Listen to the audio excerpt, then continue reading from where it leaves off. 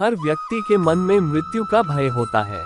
इस संसार का जब से निर्माण हुआ है तब से जन्म मृत्यु का चक्र चलता आ रहा है। ये प्रकृति का नियम है। इस सत्य को स्वीकार करके भयमुक्त होकर आज में जीना चाहिए। किसी को भी आने वाले पल के बारे में कुछ नहीं पता होता, लेकिन इस संशय में भयभीत रहने से जीवन नहीं जिया जा सकता। तुम जिस चीज में विश्वास करते हो तुम वही बन जाते हो। जो स्वयं पर विश्वास करते हुए लक्ष्य की ओर बढ़ते रहते हैं उन्हें सफलता जरूर मिलती है। अगर व्यक्ति अपने लक्ष्य के लिए कर्म में पूरे मन से लग जाता है और उसे कर्म करने से खुशी मिलती है तो सफलता उससे दूर नहीं। श्री कृष्ण अर्जुन से कहते हैं कि व्यक्ति कर्म करने के लिए ही पैदा हुआ है और बिना कर्म किए कोई रह नहीं सकता। फल की चिंता करना व्यर्थ है, क्योंकि इससे मनुष्य का मन काम से भटकने लगता है। किसी कर्म से सफलता नहीं मिलती तो क्या हुआ, असफलता भी ज्ञान के द्वार खोलती है।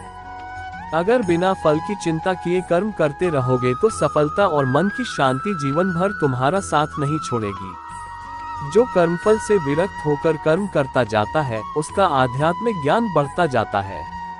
जो व्यक्ति हमेशा स्वार्थ प्रेरित होकर फल की चिंता करते हुए कर्म करते हैं और सिर्फ फल ही उन्हें कर्म करने को प्रेरित करता है, ऐसे लोग दुखी और बेचैन रहते हैं, क्योंकि उनका दिमाग हमेशा इसी उलझन में फंसा रहता है कि उन्हें क्या फल मिलेगा।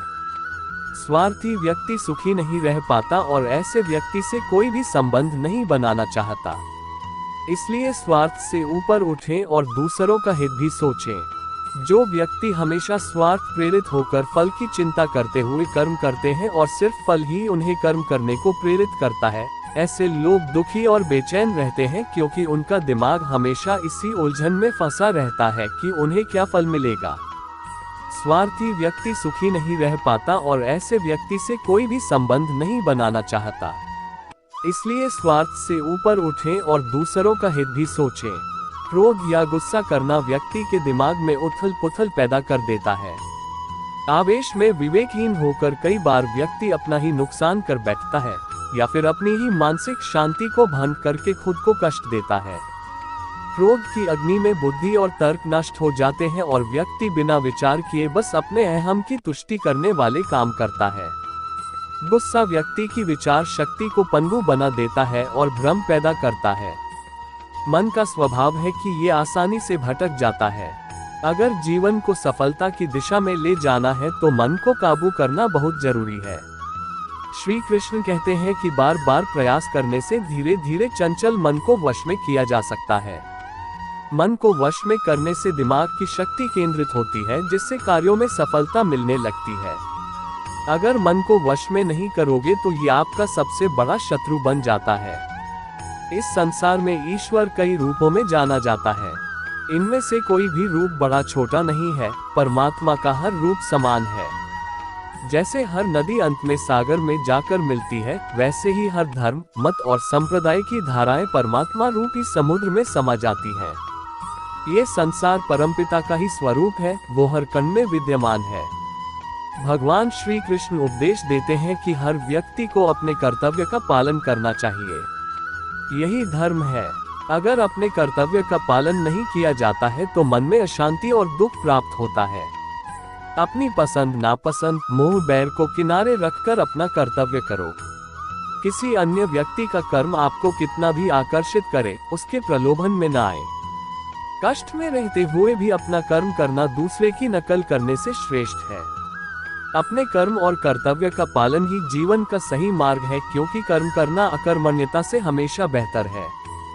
कर्तव्य में दोष देखकर पीछे न हटे, क्योंकि हर कर्म में कोई न कोई छोटा बड़ा दोष हो सकता है, जैसे अग्नि के साथ धुआं भी होता है। सदैव कर्म करो। कर्म करने से पहले विचार करो, लेकिन बहुत ज्यादा विश्लेषण मत करो। अधिक विश्लेषण संशय और अकर्मण्यता पैदा करता है। श्री कृष्ण कहते हैं कि शारीरिक कर्म से ज्ञान का मार्ग उच्च है और ज्ञान मार्ग से भी ऊपर ध्यान मार्ग है। ध्यान मार्ग पर बढ़ने से ईश्वर को अनुभव किया जा सकता है। जो व्यक्ति मन और इंद्रियों को शांत करके पूर्ण विश्वास से अपना ध्यान भगवान में लगाता है, उसे ईश्वर का ज्ञान और अस्तित्व अवश्य अनुभव होता है। जो हर जगह हर जीव मनुष्य में ईश्वर को देखता है, सबके हित में लगा रहता है, उस पर परमपिता अवश्य कृपा करते हैं। ज्ञान मार्ग हो या भक्ति मार्ग, समर्पण प्रेम विश्वास ही आपको ईश्वर के प्रकाश की ओर ले जाता है। भगवान की पूजा बहुत से लोग करते हैं, लेकिन उनको शांति क्यों नहीं मिलती? क्योंकि भगवान आपके मन में निवास करता है, उसे पता है कि आपका भाव क्या है। श्री कृष्ण गीता में कहते हैं कि संशय शक करने वाले का विनाश हो जाता है, इसलिए संदेह करने से बचें। अधिक संदेह करने से मन की शांति भंग हो जाती और व्यक्ति भ्रमित होकर अपने संबंधों को नष्ट कर डालता है। जिसे शक करने की आदत पड़ जाती है, उसे इस लोक या परलोक में भी शांति नहीं मिलती। सत्य की खोज ठीक है, लेकिन बिना सच जाने कल्पनावश होकर संदेह करने का अंत दुख क्लेश पश्चाताप के रूप में होता है। जीवन में संतुलन बहुत जरूरी है। किसी भी चीज की अति करना अच्छा नहीं है। जैसे सुख आने पर प्रमाद करना और दुख आने पर निराशा में डूबे रहना, दोनों ही गलत है। असंतुलन जीवन की गति और दिशा को बाधित करता है, जिससे अनावश्यक कष्ट और दुखों का जन्म होता है। जिसके मन, विचार और कर्म में संतुलन है, उसे ज्ञान मिल जाता है और ज्ञान से ही सदा के लिए शांति, संतुष्टि मिलती है। गीता के उपदेशों में कर्मयोग का सिद्धांत कहता है कि संसार से विरक्त होना ही मुक्ति का उपाय नहीं है।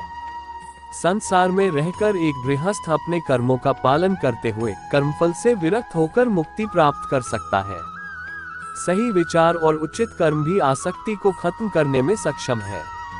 अच्छे कर्म कभी व्यर्थ नहीं जाते, चाहे ये दुनिया हो या परलोक। एक अज्ञानी कर्म और ज्ञान को अलग अलग समझता है, लेकिन एक ज्ञानी जानता है कि दोनों एक ही है। लोग ज्ञान की बातें तो करते हैं, लेकिन उसका पालन नहीं करते। बिना पालन किए ज्ञान कोरा रह जाता है, ज्ञान का अनुभव नहीं होता। गीता कहती है कि ज्ञान पढ़ने की नहीं बल्कि अनुभव करने की वस्तु है, और अनुभव बिना कर्म किए नहीं मिलता।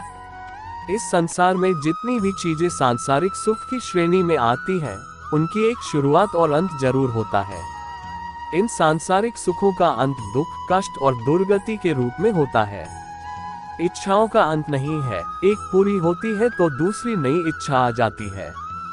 हर इच्छा से प्रेरित होकर कर्म करना गलत है, क्योंकि ऐसे तो अनुचित कार्य भी होंगे।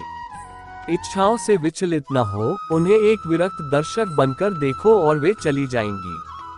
परमपिता ही एकमात्र हमारे आधार है और अपने हैं। इस संसार में कोई भी अकेला नहीं है।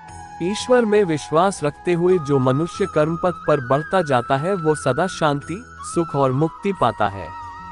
भूत और भविष्य की चिंता करना व्यर्थ है, वर्तमान ही सत्य है। जो भी पूर्ण समर्पण से ईश्वर की शरण में आता है, परमात्मा उसका कल्याण अवश्य करते हैं।